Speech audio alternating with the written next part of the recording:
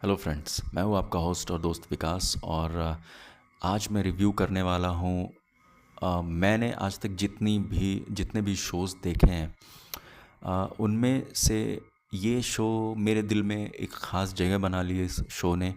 और मैं बहुत दिनों से सोच रहा था कि इस शो के बारे में मैं रिव्यू करूं। और इस शो का नाम है दिस इज़ अस।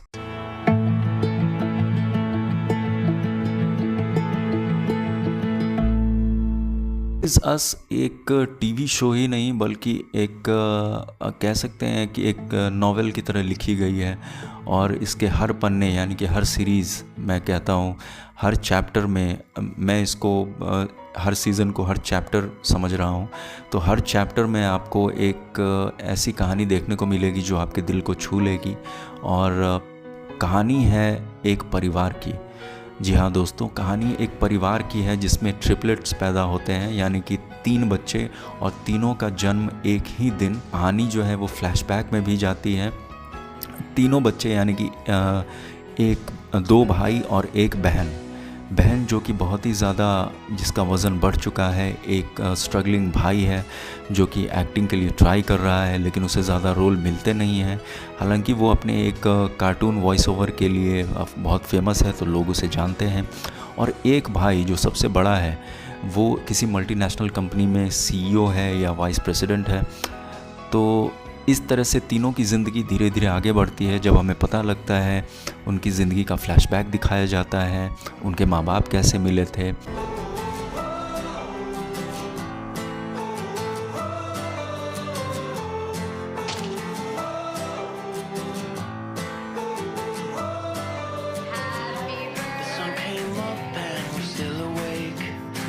और ये दोस्तों, ये कोई शो नहीं है, ये हमारी ज़िंदगी की भी कहानी आप इसमें रिलेट कर सकते हैं। क्योंकि इसमें दिखाया गया है कि जब 2 लोग मिलते हैं, परिवार कैसे बनता है। और वो परिवार फिर जब उसमें से कोई मर जाता है जिसने ये परिवार बनाया, और फिर वो परिवार आगे कैसे बढ़ता है, और उसमें फिर किस तरह से सब की ज़िंदगियाँ अलग अलग होती हैं, और सबकी लाइफ में अपनी अपनी प्रॉब्लम्स होती हैं।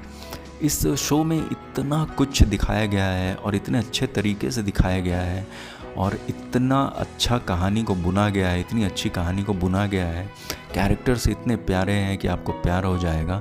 और ख़ासकर से जो एक्टिंग सब ने की है, वो यकीन मानिए कि मैं बिल्कुल इस शो को भूल नहीं पा रहा हूँ। और ये शो इतना अच्छा है, इतना इम्पैक्ट डाला है मेरे दिल पर इस शो ने। और इस शो में जो दिखाया गया है, जिस तरह से परिवार को दिखाया गया है, जिस तरह से परिवार का महत्व दिखाया गया है, जिस तरह से ये दिखाया गया है कि एक भाई के लिए क्या कर सकता है, एक बहन और भाई का रिलेशन दिखाया गया है, जीजा और साले का रिलेशन दिखाया गया है, और एक बाप जो अपने बेटे से पिछले 30 सालों से या 25 सालों से मिला नहीं है, वो जब मिलता है तो किस तरह की बातें होती हैं, बेटा किस तरह नाराज़ रहता है और बाप उसे कैसे मनाता है।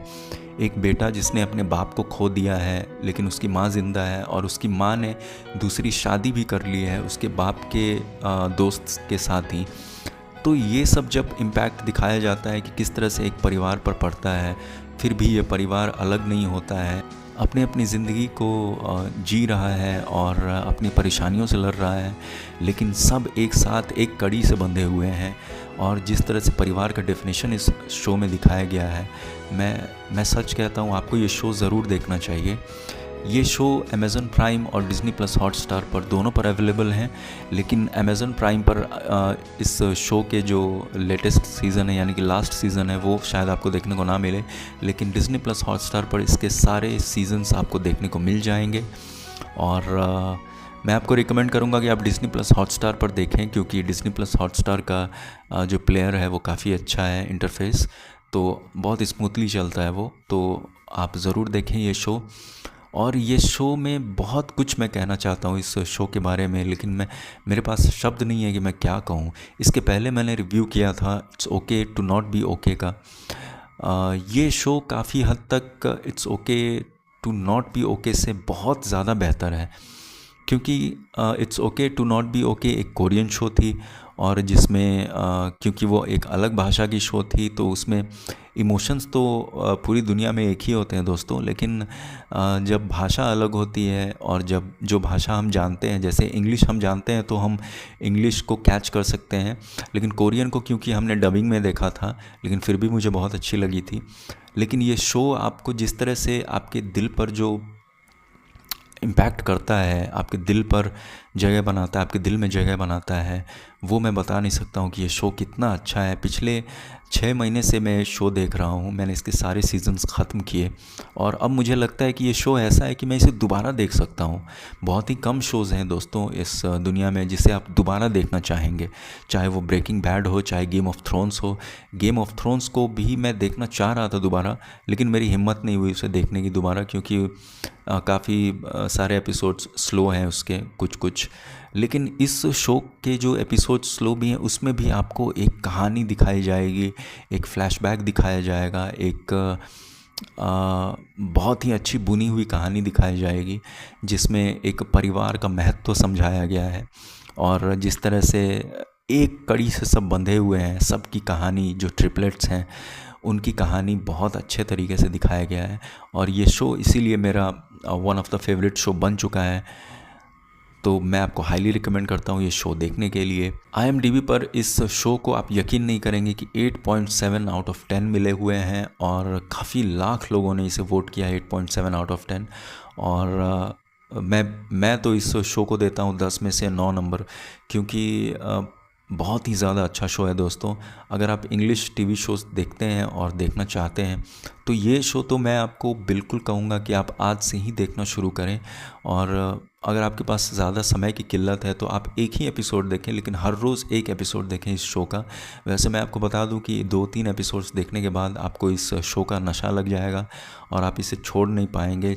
ये मेरे दिल और दिमाग पर बिल्कुल जगह बना चुकी है ये शो, और मैं इस शो को कभी भूलूंगा नहीं दोस्तों।